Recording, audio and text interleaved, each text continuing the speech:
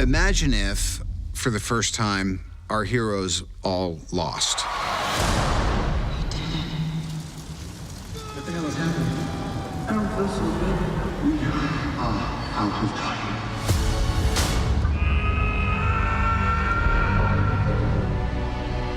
This is no place to die. Thanos had his way, and half of the population of the universe has gone. Everyone's doing their best to keep their head above water, but it's kind of a losing battle. We lost, and we're not used to losing. People are kind of still coming to grips with it.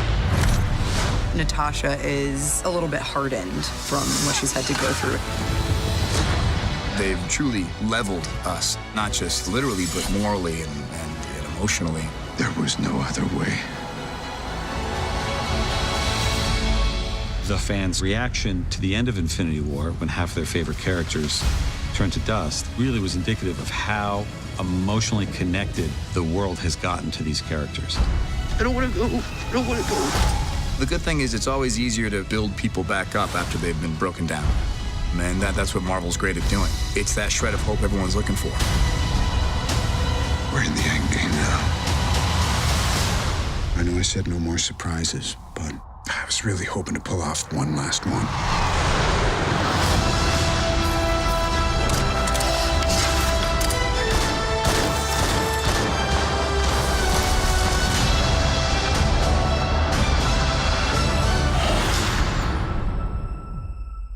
I like this one.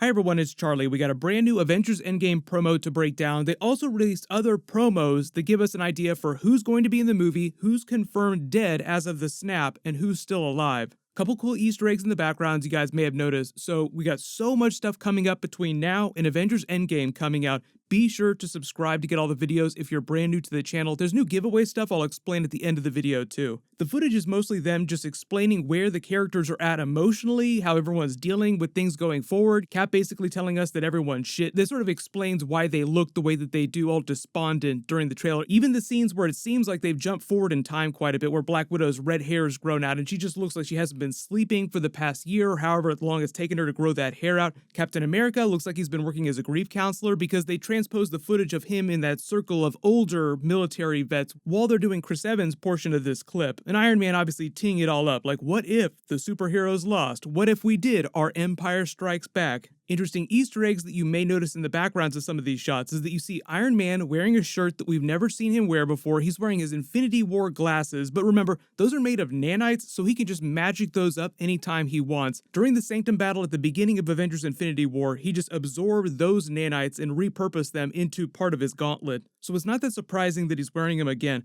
But he's also sitting inside Shuri's lab in Wakanda. That has something to do with a really big Easter egg in another promo that they revealed where they're talking about the confirmed dead characters based on the snap, but who we know are coming back during Avengers Endgame. So no surprise that some of this new information and footage that they're giving us conflicts with some of the other footage that they've given us.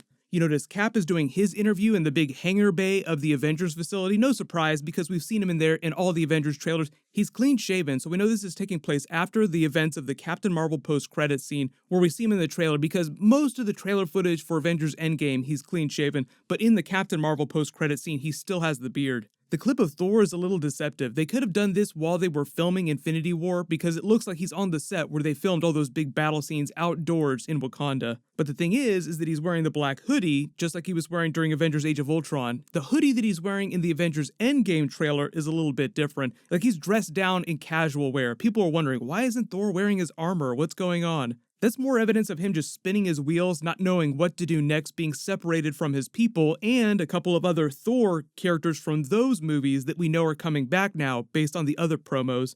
When you're watching the trailer footage, when the Avengers start to look a little bit cleaner, like they've actually taken a shower and cut their hair and put better clothes on, those seem like more of the rally points during the film. Like you look at Captain America here, I mean obviously he's a clean person, but he just looks like he hasn't been sleeping. Then you look at him in the quantum armor suit, which is clearly happening later in the movie, and he seems a little more clean shaven, his hair is all slicked back like he's going into battle. Time for the big time rally, which is why Chris Evans says during his interview that it's actually good news that things are so bad at the beginning of Avengers Endgame, which is a funny thing to think like, oh wow, it's so awesome that all those people got dusted. But he's just saying that once you have them hit rock bottom, it's so much easier to get people hyped up about the rally in the rematch, because them losing was something that they had never done before. That was the big gamble that they were taking. Even Kevin Feige said that he was absolutely sure that they were doing the right thing with the ending of Infinity War right up until the week before the movie came out, and then he started to question himself. Oh my god, is this not going to work? What's going to happen? I mean, it turns out everybody hated it, but also kind of loved it at the same time. Like, yes, this is the appropriate ending, but we're not happy that it ended this way. The footage of Kevin Feige's interview is also happening in the same place where they did the Captain America part of that, on the floor of the Avengers base with all the lights turned down behind them,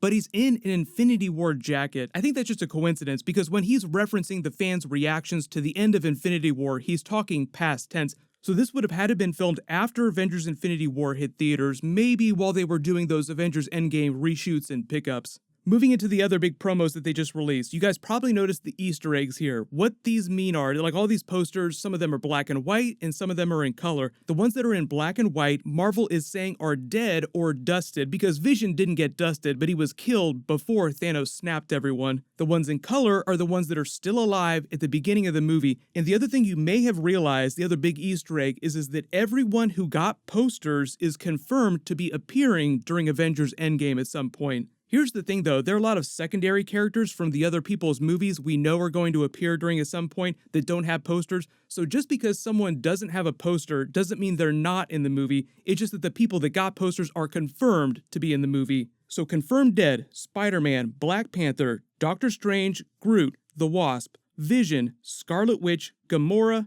Drax, Winter Soldier, Falcon, Star-Lord, Mantis, Loki, Nick Fury, and of course, now seemingly Shuri. I think they're trying to confirm it, but there's a lot of question about whether or not they're being misleading, because Vision is supposed to come back during the movie. He's the only person that they can actually repair because he's an android. He's a machine that they can fix.